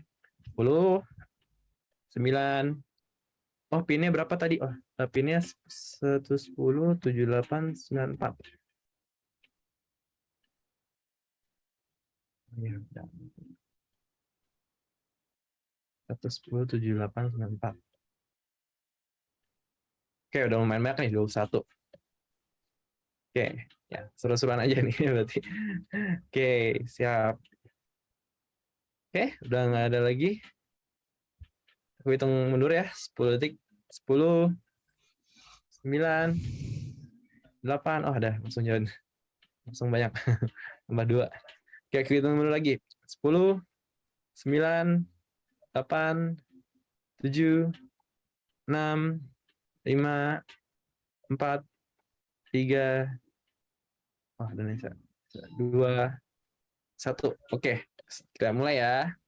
Oke, siap. Pertanyaannya kita mulai dari sekarang. Oke. Nah, 3 2 1. Nah, kuis nih. Nah, nih gampang banget nih. Laravel bukan bahasa pemrograman apa? Ayo, cuma 10 detik doang nih. Ayo. Nah, 13. nih. Yang betul. Oke. Ya, jadi setiap pertanyaan 10 detik doang ya guys, harus cepet. Supaya nggak bisa googling. Oke, ya jawabannya PHP ya guys. Jadi Laravel tuh pemrograman PHP bukan JavaScript. Kalau JavaScript itu buat backend-nya tuh dia ada Node.js namanya. Itu bisa buat backend. Jadi front-end JavaScript-nya tapi backend-nya Node.js. Oke, kita lanjut. Oke, skor tertinggi ini Liam Angelita. Oke, kita next ya. Nah, ini Laravel dengan struktur pattern apa nih? Ayo, gampang nih. 10 detik. 5, 4, 3, 2, 1. Oh. Nah, oke.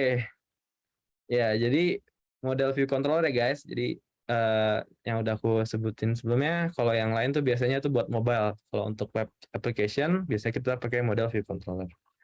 Model view intent tadi aku nggak sempat bahas, ini sama juga kurang lebih untuk aplikasi mobile biasanya Android ya. Oke, kita lanjut ya. Pertanyaan selanjutnya, siap-siap 10 detik doang. Agak cepet sih ternyata ya. Aku juga nggak nyangka secepat itu 10 detik. Oke, ya fokus sudah dia. Oke, siap. Kita lanjut. 3, 2, 1. Oh, masih skor. Oh, menyusul sekarang Sainan paling atas. Oke, masih ada 10 pertanyaan lagi. Masih bisa saling balap ya. Kita lanjut. Next. Nah, jembatan penghubung aplikasi dengan database. Ayo, gampang nih. Aplikasi ke database. Wah ini banyak yang ngomong controller ya. Jadi penghubung aplikasi dengan database itu model ya guys. Kalau controller itu untuk fungsi logik dan juga untuk memanipulasi dan juga menampilkan view dan juga mengambil data dari model. Yang untuk menjembataninya itu adalah model. Karena model itu representatifnya dari database. Oke, jadi ini mungkin kalau kontrol tadi kalau bisa dia dari model dan view. Oke, nggak apa-apa. Kita lihat ya sekarang di next. Oke, balik lagi. Jadi Jose Liam Angelita nih. Oke. Kita lanjut ya. Dan selanjutnya. Oke, siap. 3, 2, 1. Oke. Berfungsi menampilkan tampilan dari website. Nah, ini gampang ini. Menampilkan tampilan dari website.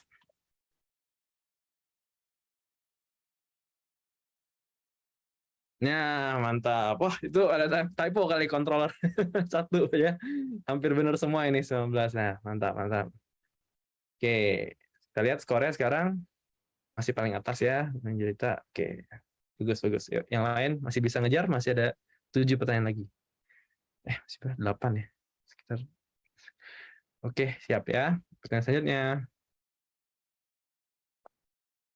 Yang merupakan framework untuk mobile apps. Nah, apa nih yang buat mobile apps? Lumayan tricky nih, hati-hati.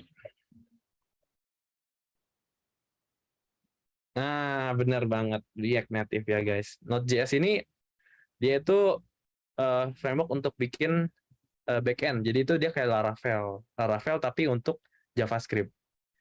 Jadi untuk web application biasanya untuk backend Node.js. Kalau untuk mobile apps, ada React Native itu yang bisa buat bisa buat iOS dan juga buat Android. Tadi ada di slide-nya. Kalau Laravel pasti bukan ya, soalnya tadi kan kita buat web application, bukan buat mobile ya. Bootstrap untuk tampilan website, jadi bukan buat mobile apps. Oke. Kita lihat skornya selanjutnya. Oke, masih paling atas. Oke, siap ya, kita pertanyaan ke-6. Sudah hampir setengah pertanyaan ya. Oke. Lanjut. Ya.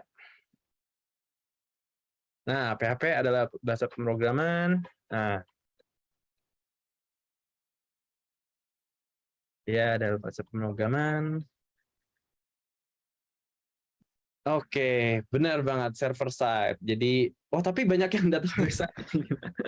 Ya, harusnya server side ya. Dia sebenarnya kalau dilihat kan PHP nggak bisa run kalau kalian nggak run server ya. Jadi kalau misalnya kalian mau run di mobile, di laptop, kalian harus punya Apache atau mungkin Nginx gitu ya, supaya bahasa pemrograman PHP bisa di run. Kalau kalian buka atau klik di web browser, kalian pasti cuma kelihatan teksnya doang gitu kan, kalau PHP atau gimana. Atau kalau HTML, kalian klik 2 kali, kebuka Chrome, kelihatan tampilan kan. Tapi kalau PHP nggak bisa, karena dia harus di-compile dulu di server, dan servernya harus ada PHP-nya juga. Gitu. Sip. Baik. Kita lihat skornya sekarang. Oh, sekarang berbalik ya. Sekarang Amos nih, lumayan sengit, langsung ada apinya. Oh, 6 streak menang nih. Oke, bagus. Ayo, masih ada 7 pertanyaan lagi. Oke, siap ya. Kita lanjut. Berikut ini yang merupakan tadi udah sempat kita bahas ini dikit banget tapi. Oke. Ya.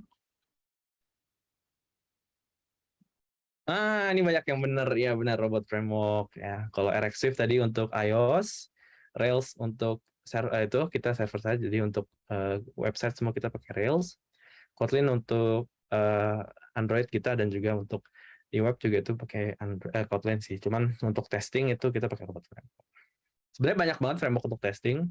Cuman yang tadi dibahas di PPT cuman robot framework, jadi kurang lebih itu ya. Tapi cukup banyak yang answer.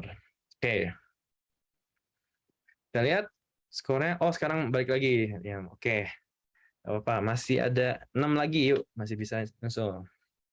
Kita lanjut ya. Oke, siap. 10 detik. Ya. Next. Merupakan principle of OOP. Nah, yang bukan ya, yang bukan. Jangan salah nih, yang bukan. Yang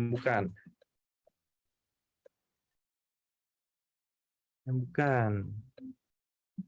Nah, iya benar ya. Yang lain semuanya tuh udah kelihatan kayak prinsipal, cuman objek doang yang enggak ya.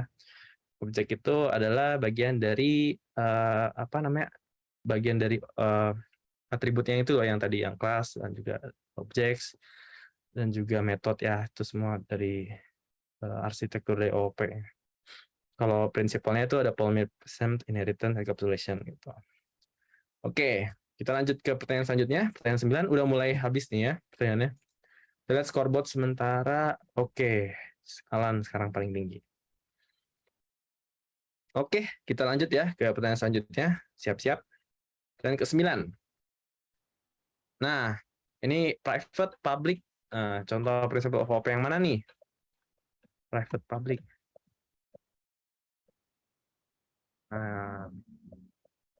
Nah, hampir banyak ya. Ya, yang benar tuh encapsulation.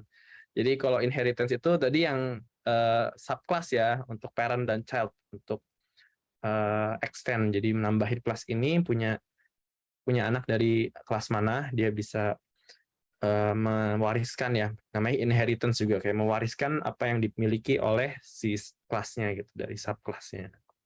Kalau polymorphism ya tadi yang bentuk overloading itu terkait metode ya. Kalau private public ini lebih ke encapsulation ya, untuk bagaimana kita bisa membatasi akses suatu metode, kelas ataupun atribut. Oke, siap. Kita lihat skornya sejauh ini. Oh, masih ini saing-saingan ya. Tadi Alan paling tinggi, Liam paling tinggi, sekarang gantian lagi. Wah, yuk, sangat sengit. Masih ada 4 pertanyaan lagi. Ayo, masih bisa ya. Kita lanjut, pertanyaan selanjutnya. Instansi suatu kelas. Nah, apa nih yang satu instansi suatu kelas? Instansi suatu kelas. Nah, benar, objek ya. Objek itu You're adalah in suatu 10th instansi place. suatu kelas. Jadi 257 points behind diingat-ingat Yuriko banget. D. Berarti karena ini sering banget orang salah sih ya, bagian suatu instansi suatu kelas itu dia bukan methods, bukan atribut, bukan interface, tapi objek gitu. Dari objek kalian bisa ngambil atribut dari kelas itu, dari objek kalian bisa metode. Jadi kalau misalnya di Laravel kalian misalnya mau manggil database model gitu, biasanya kita buat suatu objek ya, objek dari model mahasiswa gitu, misalnya modelnya gitu, kita buat suatu objek gitu. Nah, ntar juga kita bakal praktekin sih. Oke, kita lihat skor sementara. Oke, balik lagi. Angelita nih menang nih ya. Oke guys, masih ada 3 pertanyaan lagi. Kita lanjut pertanyaan ke-11 ya. Oke. Sip. Nah, yang tidak termasuk dalam pengolahan database di Laravel. Nah, tadi seperti dibilang.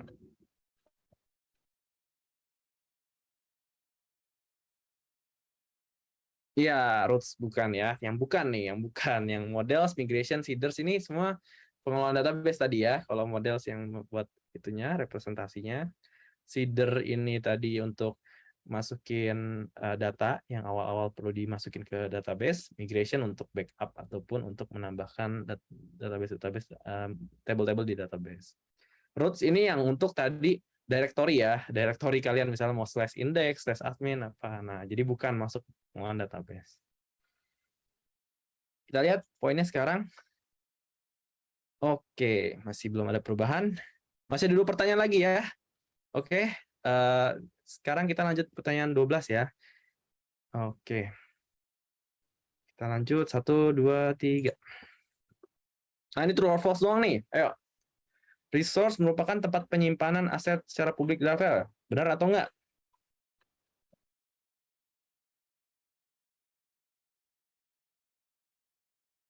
Nah, jawabannya salah, false ya.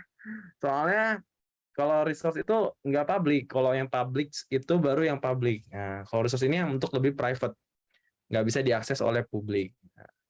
Jadi jawabannya false. Ya agak tricky sih ini ya, soalnya tadi ada tadi dijelasin soal resource sama roles itu sama public itu bersama. Oke, nggak apa-apa, kita lihat ya skornya.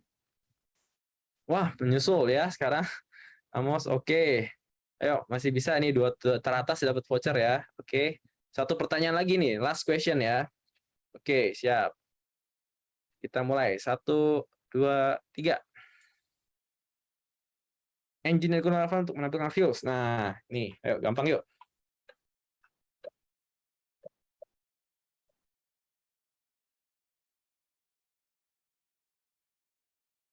Ya, benar, Blade Engine yang digunakan yang bisa itu ya tadi yang dibilang dia bisa menampung juga PHP juga di dalam Blade-nya itu sendiri, dan itu cukup banyak fitur-fitur yang disediakan, nggak cuma HTML basic doang, tapi bisa nampilin data, bisa manipulasi data di view-nya itu sendiri. Terus kalau middleware itu kita belum bahas ya tadi.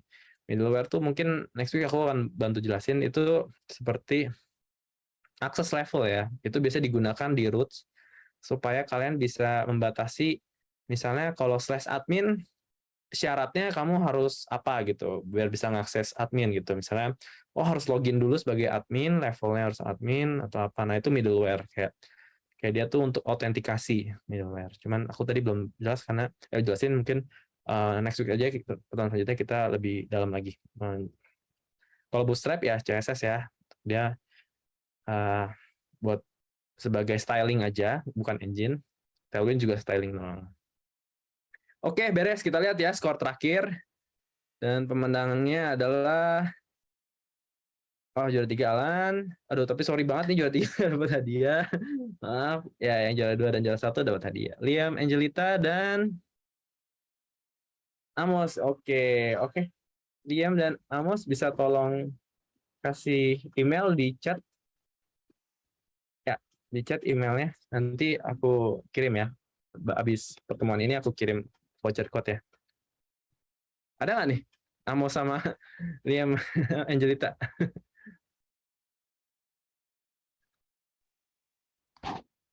Ayo, ada? Emailnya Iya, di chat, di chat di nanti untuk dikirim hadiahnya. Video premium 1 bulan. Oke, Angelita udah ya. Sip. Aku catat dulu.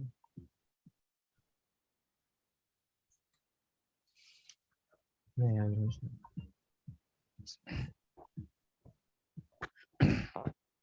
mana ya?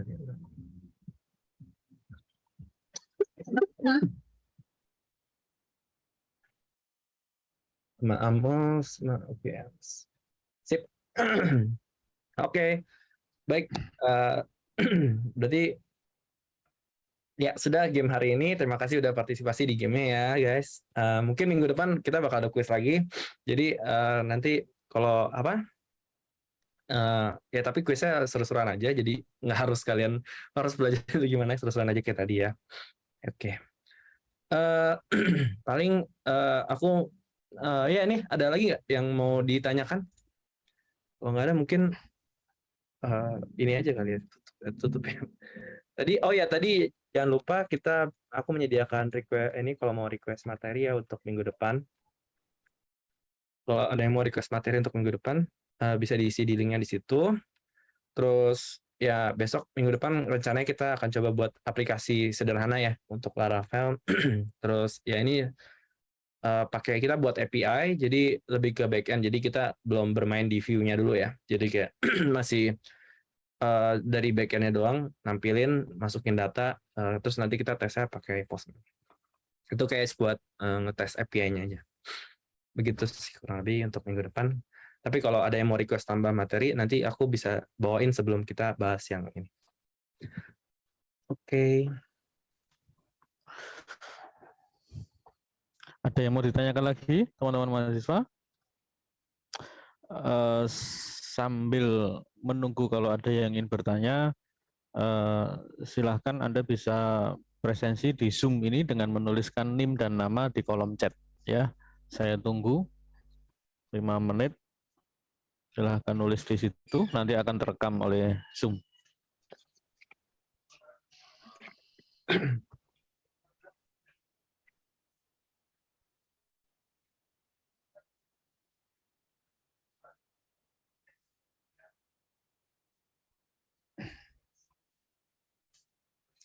Kalau yang ingin bertanya open mic silahkan karena kolom chatnya sedang digunakan ya.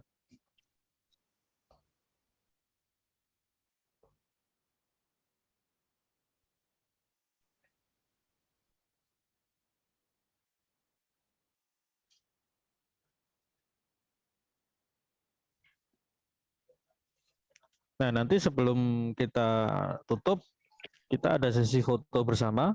Jadi nanti silakan open kamera. Kita akan foto, kita ambil gambar ya. Jadi setelah presensi ini, setelah ini kita akan tutup. Kemudian ada sesi pengambilan gambar.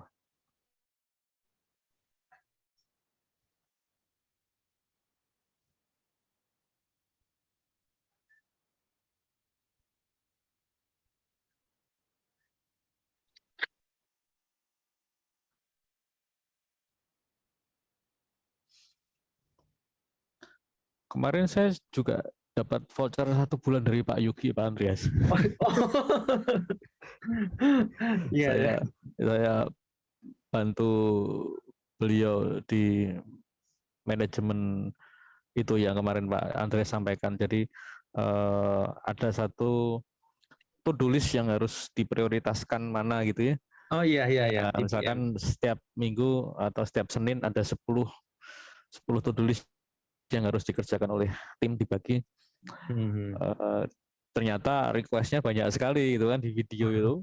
Dan ini harus tahu mana yang prioritasnya. Benar. Ya, ya. Ya, Bikin konsultasi. roadmap biasanya roadmap. Ya. Ya, terus saya dapat voucher video 1 bulan. Iya, lumayan. Seru sih aku sering sih nonton di video gitu. Kan biasanya jarang ya mungkin ya, tapi aku akhir-akhir ini sering nonton sih di aplikasi video.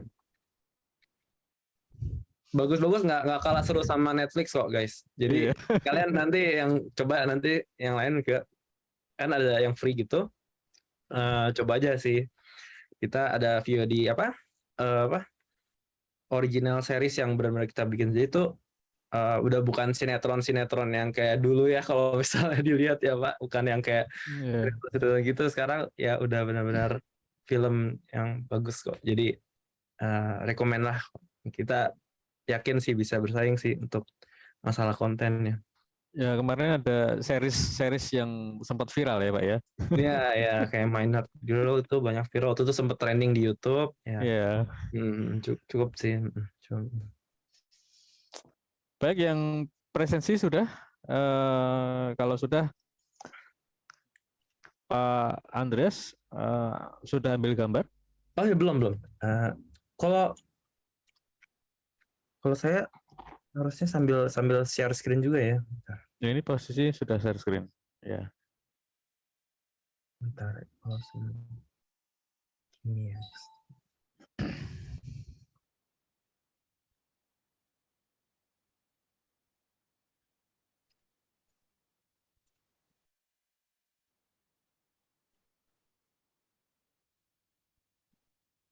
Ini deh. Oke.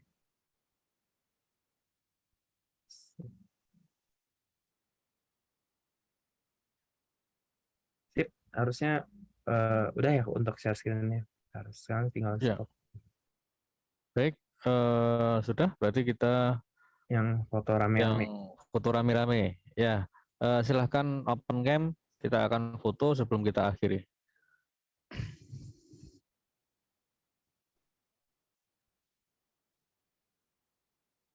Ada 2 halaman, jadi nanti 2 kali ambil ya.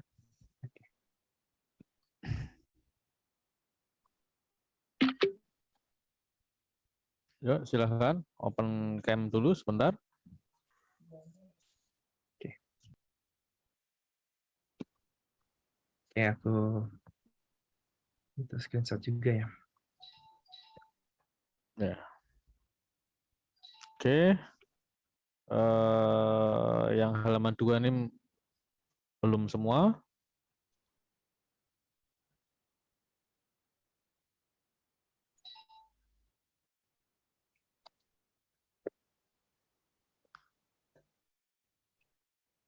Oke, tunggu ya. Halaman 2 nih belum semua. Oke.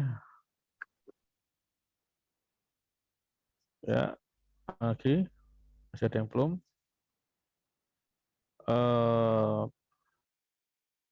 Baik, saya mulai ambil foto. Jangan lupa senyum ya. 1, 2, 3. Satu lagi yang di halaman kedua. 1, 2, 3.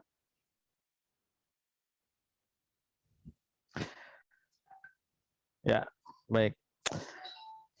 Gitu. Terima kasih Pak Andreas sudah bergabung di kampus kami di sesi yang pertama ini untuk mata kuliah pemrograman framework. Banyak sekali